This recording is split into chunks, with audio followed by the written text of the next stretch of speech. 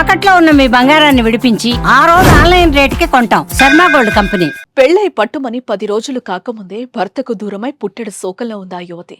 ఎన్నో ఆశలు ఆశయాలతో కొత్త కాపురంలోకి అడుగుపెట్టి కశ్మీర్ అందాలను చూసేందుకు వెళ్లిన వారిపై విధి పగబట్టింది. ఉగ్రవాదులు జరిపిన దాడుల్లో వారి కలలు ఆశయాలు కూలిపోయాయి.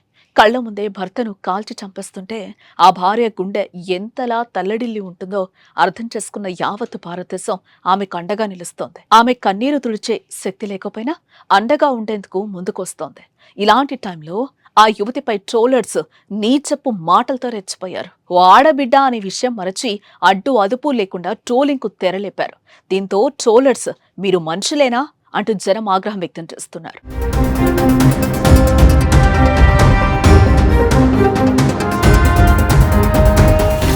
ప్రస్తుతం సోషల్ మీడియా యుగంలో ఏ విషయం జరిగినా దాన్ని వారికి అనుగుణంగా మార్చుకుని ట్రోలర్స్ ట్రోల్ చేస్తూ ఉంటారు. అవి కొన్ని సందర్భాల్లో శృతి మించిపోతున్నాయి.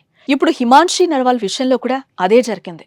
ఉగ్రదాడిలో తన భర్త చనిపోయిన బాధలో ఉంటే కొందరు తమ వక్రబుద్ధిని చూపిస్తున్నారు. పిచ్చి పిచ్చి కామెంట్స్ తో వీరు అసలు మనుషులేనా అనే అనుమానం కలిగేలా ప్రవర్తిస్తున్నారు. జమ్మూ కశ్మీర్ ఘటన నేపథ్యంలో ముస్లింలు కశ్మీరీలను నిందించొద్దంటూ మంచి మనసుతో ఆమె కోరారు. అయితే ఈ వ్యాఖ్యలు నచ్చని కొందరు నీచంగా వ్యవహరిస్తూ ఆమెపై ట్రోలింగ్స్ చేయటం మొదలుపెట్టారు.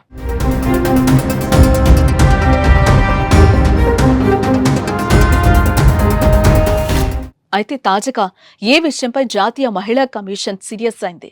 భర్తను కోల్పోయిన మహిళను విమర్శించడం బాధాకరమని, తన అభిప్రాయం వ్యక్తం చేసే హక్కు ఆమెకుందని ఎన్సీడబ్ల్యూ వ్యాఖ్యానించింది. ట్రోలింగ్ చేసేవారు తమ వ్యాఖ్యలను అదుపులో పెట్టుకుంటే మంచిదని, ఇలాంటివి సహించదగినవి కావని హెచ్చరించింది.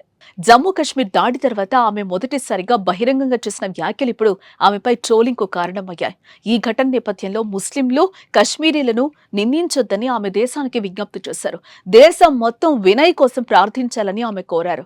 ఎక్కడున్నా అతనికి శాంతి లభించాలని ప్రార్థించారు. మరోపక్క ఇదే సమయంలో ముస్లింలు కశ్మీరీలపై ద్వేషం పెరుగుతోందని, దాన్ని తాము కోరుకోవడం లేదని, శాంతిని మాత్రమే కోరుకుంటున్నామంటూ తన అభిప్రాయాన్ని వ్యక్తం చేశారు హిమాన్షి. ఏ వ్యాఖ్యలే ఆమెను ట్రోల్స్ కు గురి చేస్తున్నాయి.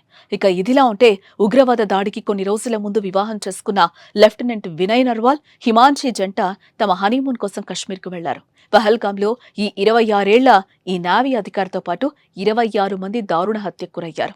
తన భర్త మృతదేహం పక్కన కూర్చుని హిమాన్షి ఏడ్చిన హృదయ విదారకర దృశ్యాలు యావత్తు దేశాన్నే కదిలించాయి.